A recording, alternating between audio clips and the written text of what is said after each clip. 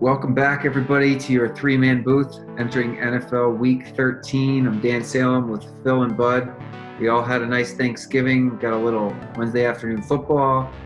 Phil and I grabbed a win. Spiked eggnog going on over here. Oh, happy holidays. Yes. Cheers.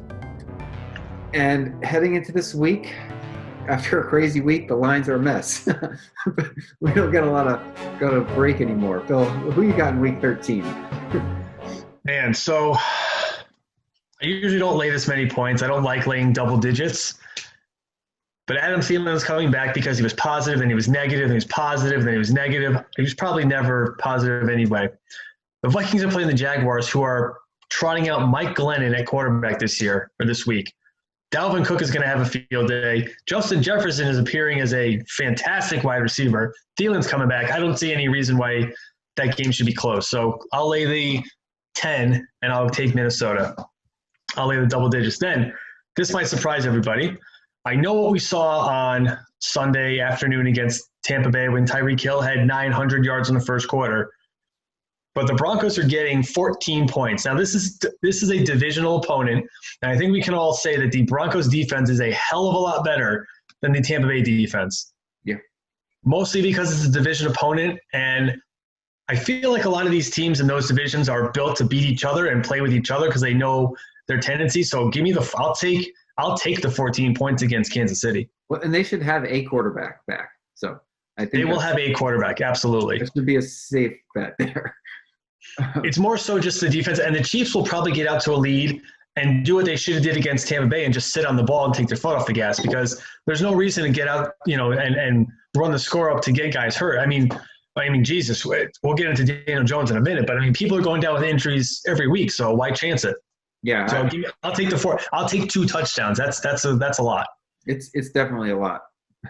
But who do you like for Week 13? Packers laying 8.5 against the Eagles. The Eagles are awful. They are really, really bad, and Aaron Rodgers is just clicking on all cylinders right now. So I think that's pretty easily taken care of there. And then I'll take the Raiders over the Jets, 7.5 points. Jets are awful, and the Raiders are bounce back game against. They played awful against an Atlanta team that didn't have. I don't even think Julio played. He didn't. A lot of it was just the Raiders just played terrible. So. But I think this is the perfect game for them to bounce back. The Jets are openly trying to lose, and they are not even good at that. So, I'll take the Raiders and lay the points. Yeah, no, if they have any hopes of the playoffs, they better bounce back and win. So it's a solid cover, I think. I'm also going to be going big with some double digits. I like the Bengals. They're getting 11.5 versus the Miami Dolphins. Now, Miami has a good defense, but it's not great. I mean, the Jets move the ball on them. The Jets are just the Jets. And their offense didn't impress me against the Jets either, who don't have a great defense. What impressed me was Cincinnati staying and keeping the game close against the Giants. Now, yes, the Giants lost their starting quarterback. Like we said, we'll get into that in a few minutes. But that was a closer game than I ever expected. We both got burned last week on it. I'm going to take 11.5. It's way too much. The Bengals can run the ball well. They didn't look like a mess without Joe Burrow. So I think they can easily hang with the Dolphins for at least 11. In the other game, Buffalo Bills are only dropping 2.5 against the 49ers. Yeah, the Bills are on the road, but Buffalo scores a lot. And San Francisco, they played well, won a close game against their division opponent last week. But that team, while they have a good defense, is a shell of itself. I don't think they can score enough against Buffalo to keep it. 3 points. It's 3 points. So all the Bills got to do is win by a field goal, and they're definitely a better team. I think they win by a touchdown. So I'm going to ride with the Buffalo Bills. That's our AFC East playoff representative. And those are your Week 13 picks. Do we want to bounce into the AFC East or bounce into the NFC East? Because those are still the most two interesting divisions in football, in my opinion. Well, I wanted to be excited this week. I really did. And then a dark cloud came over my Sunday afternoon when Daniel Jones' hammy decided that it didn't want to play football for the second half and just kind of put a damper on that game because Daniel Jones was having a great game. He's had almost I don't know, 250 something yards receiving or passing. He was having a good game. Yes, I know you mentioned that Cincinnati kept it close, but let's take out the kickoff return for a touchdown and a garbage touchdown at the end of the game. They essentially, the Giants defense only gave up 3 points. Let's call it like we see it. That garbage touchdown, we're not going to count it. Yeah, I know it's on the scoreboard, but let's, whatever. In any event, for betting purposes, I feel as though they're important, but otherwise, I agree. That I agree. I'm just saying, as a whole, that game was really. And if Daniel Jones played the whole game, that would have been a blowout. I think we can all agree on that. So, can I pause you for 1 second? Because I do think the Giants' problem all season has been that they don't shut down teams shut down anybody, which is why the Bengals hung in there. Like, they gave up a kickoff return for a touchdown. That's fluky, though. That is kind of fluky. I guess. I think the injury's fluky. And yes, well, of course.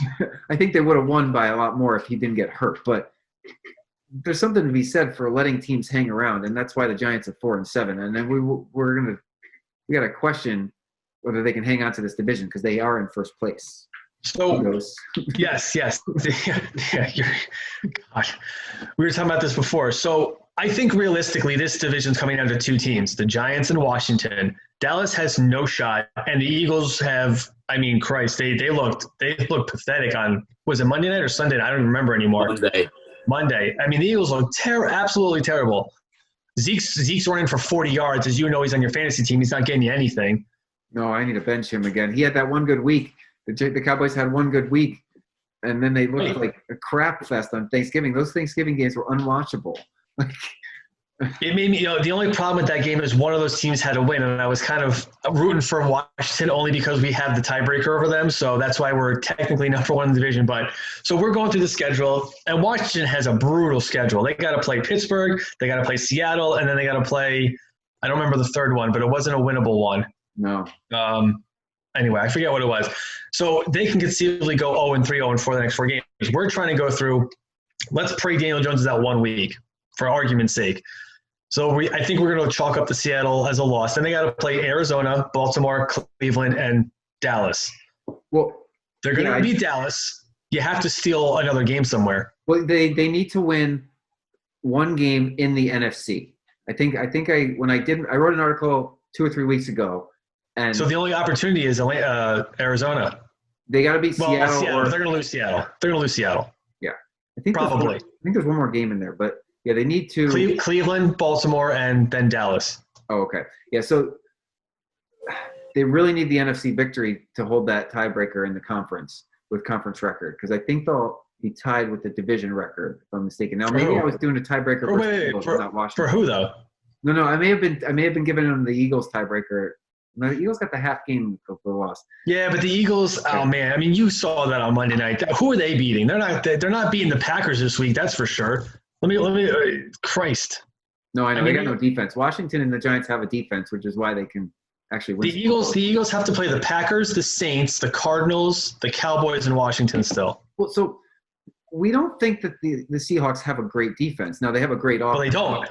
So they're historically bad. Well, the Giants, I mean, I don't know what Colt McCoy can do. Granted, it should be worse than Daniel Jones. But that being said, he's going up against a bad defense. They can run the ball well. They got a big tight end. They got a couple of star receivers, and they got a good defense. I mean, this could be a much closer game than we're giving. It could, but I got to figure it's going to be a more vanilla version of what Daniel Jones would do.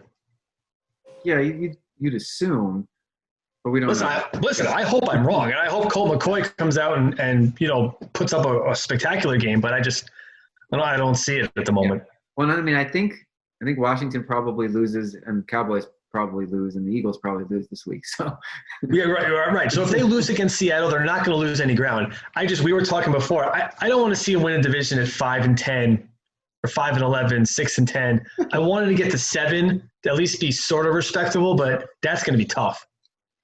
I mean, I think this is a 6-win division, and we always say you don't want to finish 6-10, 7-9, 8-8. It's no man's land. But if you win not this year. You win the division. So, I mean, the Jets were 7-9 last year.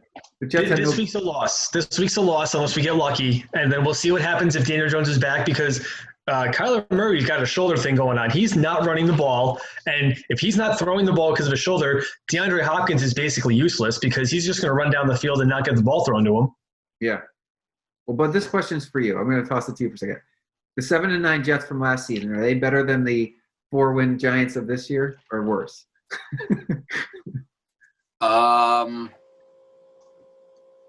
I think the Jets from last year did it with smoke and mirrors. I mean, the second half of their schedule was so easy, and that's where they got all of their wins. I mean, so No, I agree. I agree. no, I mean, they were, what were they? They went 6-2 down the stretch last year, their last 8 games. So they're no. I know. I know they were. I mean, the defense looked really good at times, but they were not a complete team. The Giants have looked good. They just, something about them, they keep not closing anybody out. Everything's starting to come together. It's just, it took a while, but everything's starting just to come together. But now you have another setback, and it sucks. Now, I've read conflicting reports about the Jones injury. I know he didn't tear anything. He's just got a strain, but sometimes It's a strain. Those don't go away, especially if you're trying to come back and play quickly. I mean, I expect him to be back before the end of the season, but he probably will come back before he's 100%. It's a hamstring injury. That's just in the cold weather. I worry for They got to be, like I said this in the podcast, they got to be very careful. I mean, they are – I mean, Colt McCoy is not going to, knock the doors off of opponents' defenses, but at the same time, this division is winnable. So, I mean, if you got to keep him out for a couple of weeks and just tread water, I mean, that's what you got to do. And you just kind of hope that you can steal one of these 2 games. I mean, they're not going to beat Seattle. I mean, there's no way they beat Seattle. So, no. But so do you risk getting Daniel Jones back to make sure you win the division? Because you're still only a 6-win team. Probably not, because you're going to get smoked in the first round of the playoffs, because you're going to play like an 11-5 Saints team or something like that. You're going to get your ass kicked in the first round. It's Drew The Brees. only thing it's going to do is give you experience, and it's just going to give you a little confidence. That's all it's going to do. Yeah. Well, yeah, because, I mean, I guess you look at the playoff picture, it's going to be all double-digit win teams, and then the Giants or whoever. Yeah. And whoever, yeah. It could be especially in the NFC. Yeah, it's going to be New York or it's going to be Washington. That's it. It's not going to be Dallas, and it's not going to be Philly. It's going to be Dallas. It's going to be the Alex Smith-led Washingtonians or the Colt McCoy, Daniel Jones-led New York Giants. Thank you for reminding me it's Alex Smith. I wouldn't mind to see him make the playoffs. He deserves the redemption story. That would make me happy if it wasn't the Giants. So they can do another 30 for 30 on him?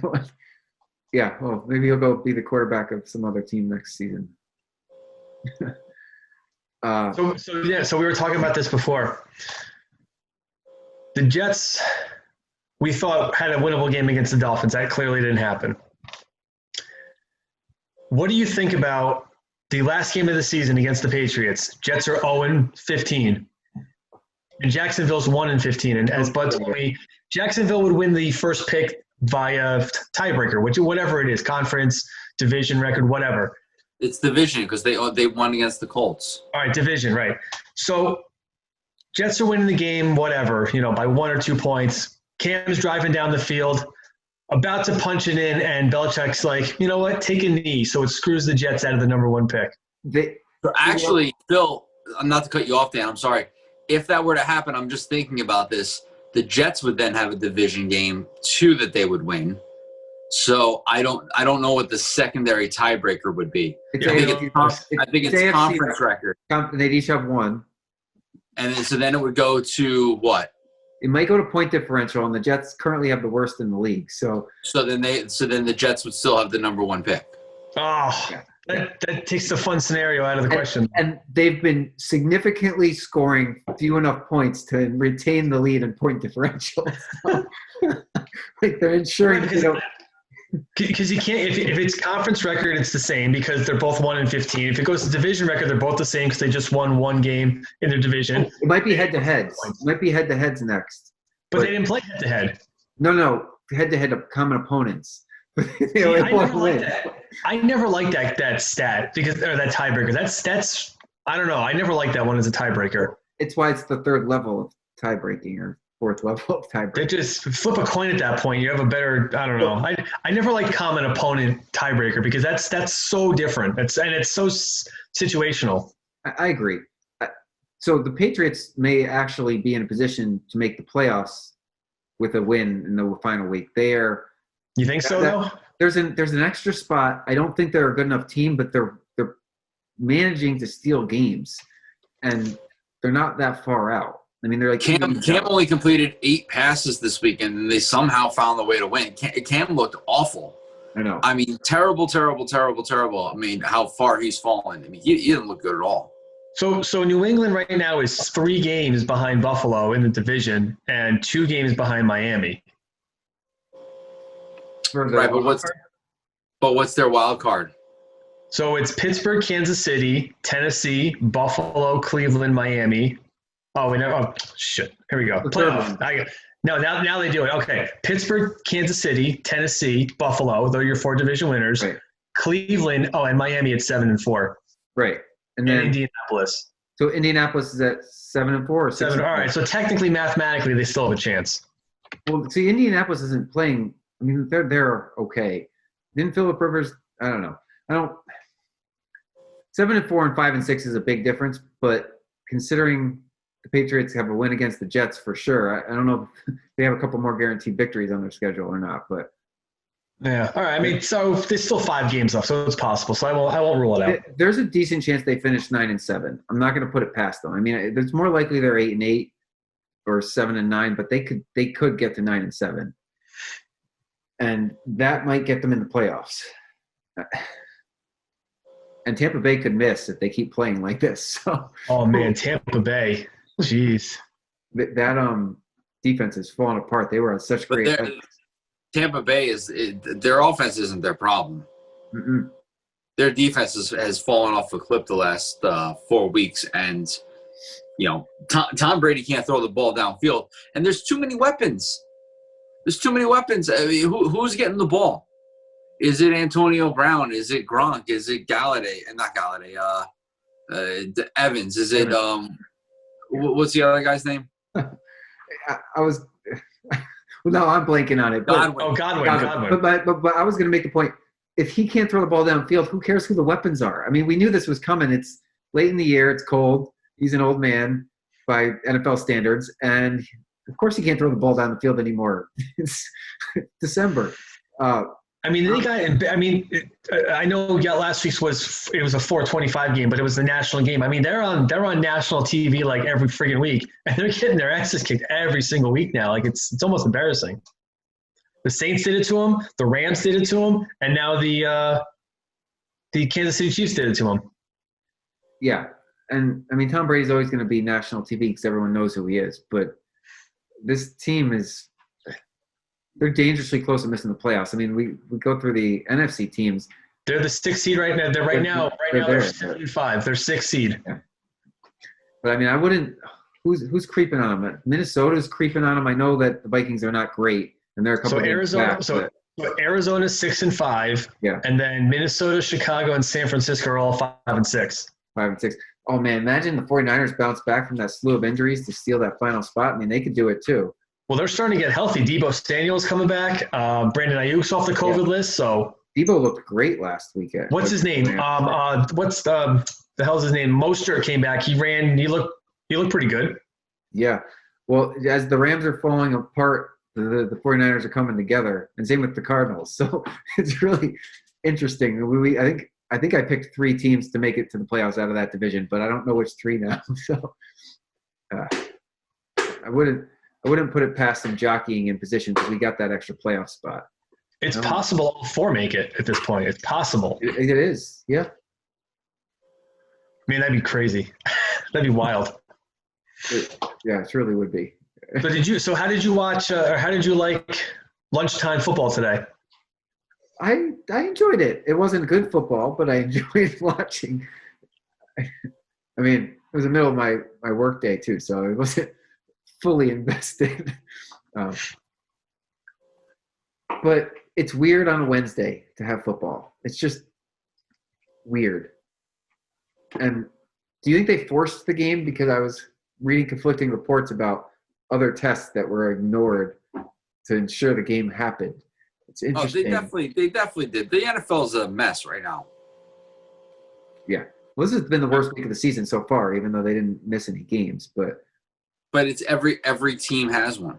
Every team has 1, 2, 3, 4. I mean, Baltimore is. I mean, that's a complete dumpster fire. But the Browns have to shut down their building again today. Oh, really? They shut their building down every week. It feels like they do. They do. Well, and the funny thing is, I mean, there is no slack in the schedule, especially now that we're this far in. Like, I don't know. I really think I don't think they want to play a week 18. I think they're trying to do everything in their power to not do that. But I mean, what's the worst that happens? You just push the playoffs back 1 week. Like, it's not the worst thing in the world. And the fact that there's no fans, who cares? San Francisco's playing their games in Arizona the next 3 weeks. Who cares where you play? It really doesn't matter, to be quite honest with you. Who cares where you play? You're playing in front of cardboard cutouts of South Park characters in Denver. No, I agree. I mean, I think the only advantage is sleeping in your home bed. But I guess, but I mean, there's no home field advantage. There's no crowd noise. There's no, it really doesn't matter where you play these games. And it's the easiest year to reschedule because, again, there's no ticket sales. There's no concessions. You don't have to tell people they're not coming to work. I don't know. I don't feel like it's that. Listen, I'm not playing, so I don't know the toll it takes on you, but I feel it's not a big deal. Yeah.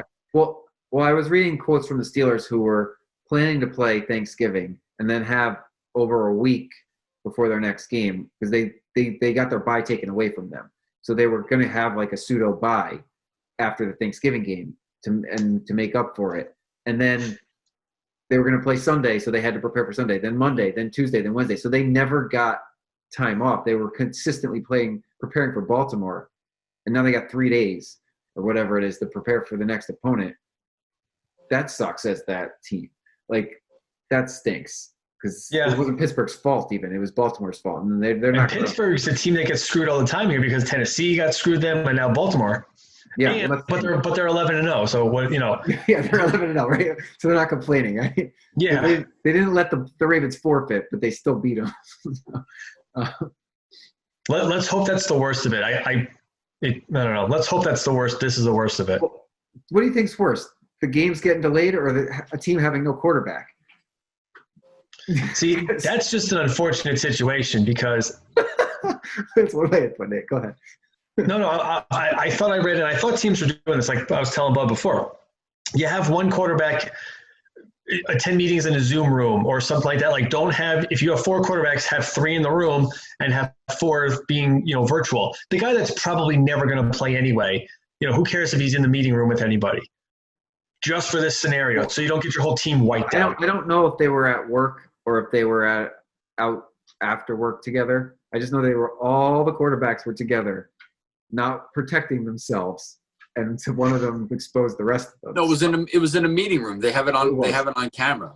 Oh, it was in a meeting room. Which is why the NFL came down so hard on them. Is that the Broncos handed over the tape and said, "Look, this is what's happening," and the NFL is like, "Okay." So you guys have to play with a wide receiver as a quarterback. Well, so they docked the Saints a draft pick, right? Or it was the Saints or Raiders? You think they're going to start docking more draft picks? It was the Saints and the Raiders. I thought both. I thought the Raiders got dinged in the beginning of the season. Yeah. So you think they'll ding the Broncos and the Ravens here for messing things up? Yeah. I think you kind of have to if you're going to be consistent. Do they give the Steelers a compensatory pick for having no bye week? They should give the Titans and the Ravens should both give the Steelers their pick. Right. Well, what if a team goes through the year without causing any problems? Then they get a bonus, right? Like maybe the Jets get a bonus if they didn't cause any problems. A bonus. Our bonus is we get to watch Adam Gase continuously coach this team so that we ensure that we lose and don't score any points. That's what I said to Phil. The only reason why this guy is still employed is that the ownership must think if we fire him, we might win, and we don't want to win. Right. That ESPN had an article yesterday that had that exact same. They made the exact same point that you've been saying all season. That the only reason he's coaching is so that they don't win. So he came out on Monday and said, "Well, I'm only calling the plays on 3rd down." What kind of cockamamie ass backwards system is this?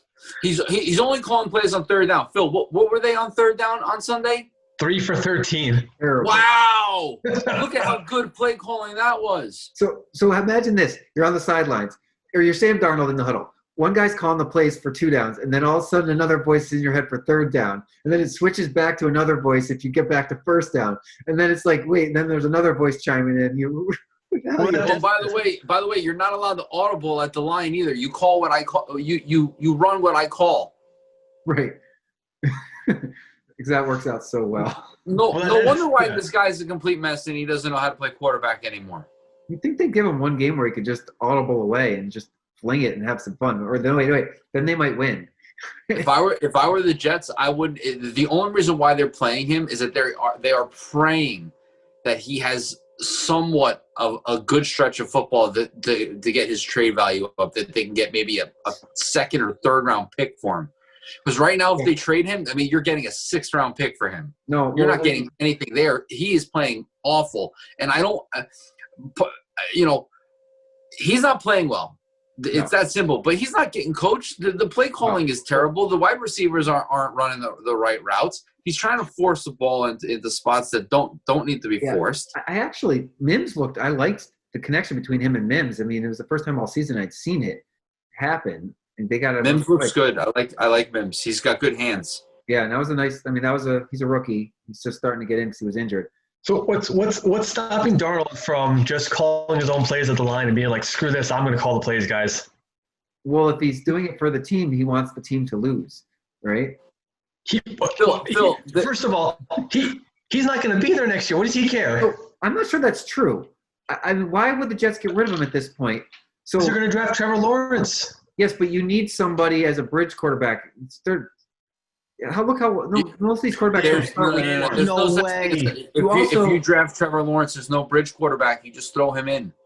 Yes. Yeah, he only started. He should be ready to start week 1. I would agree. You also You're better off keeping Joe Flacco then. But who's a better backup quarterback? Sam Darnold would be a great backup quarterback for this team, and they already have him under contract. So I'm like, if you get rid of Darnold, then you have to go get a backup somewhere in a veteran pool because Flacco's no good. So. I mean, Darnold's a cheap backup option. I don't think you can keep him on the roster. I really don't. I also wonder because he has not gotten an opportunity to develop because obviously Gase stinks. So third time could be the charm. You wonder if Darnold's on this team as the presumed backup behind Trevor Lawrence, who wins the starting job? I mean, this was a former number 1 overall presumed pick too. With a whole new offense. You think the New York fans in September 2021 want to see Darnold under center if Trevor Lawrence is sitting there on the sidelines?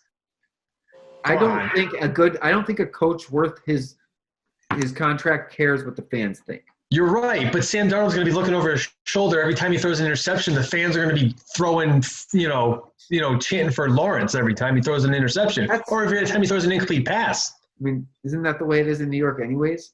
Yes, that's my point, though. It's like, why put him through that? Well, he's not going to get a starting job anywhere else. I don't know about that. Not after this performance this season. Who's going to give him a chance to start? Maybe they'll bring him in and give him a chance to compete for the starting job. Because I think a lot of teams out there are going to be like, listen, this is not Sam's fault. We know this guy can play. If you put him in the system and you build around him, this might be a different outcome. That's what I think. Yeah. I think he'll get the second chance a lot quicker because of the situation he's in right now. They didn't give Rosen a second chance. No, I mean, I don't know if he deserved it or not, but I mean, they sort of did. They sort of didn't. Why are we? No. But why are we? Rosen? I didn't watch him. No. No. I said Josh Rosen. Yes. Same draft class. You mean the one that got replaced for Kyler Murray? He was terrible. Yeah. He was in Arizona with a coach that got fired and an offense that was garbage and got the number 1 pick the next season and drafted Kyler Murray. It's the same situation as what Darnold's in this year, the dumpster fire of a team. I think Darnold's a much better quarterback than Rosen is. I want to agree with you, but when they were coming out, that was a toss-up almost. I mean, it was a toss-up between all four of them almost. Well, where is Josh Rosen right now? I don't even know. Is he still in Miami? I don't even know. No, he's not playing. He's out of the league. Well, there's your answer. I think that's our answer, but I'm not sure because it's not a fair evaluation. Is Baker Mayfield still the quarterback of the Browns next season?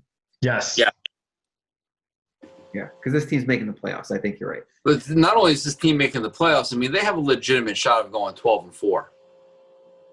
Yeah, they're just not scoring a lot of points, but I know they're. But they don't need to score points. Their defense is good enough, and their running game is exceptional, and their offensive line is the best offensive line in the league, maybe only second to Indianapolis's.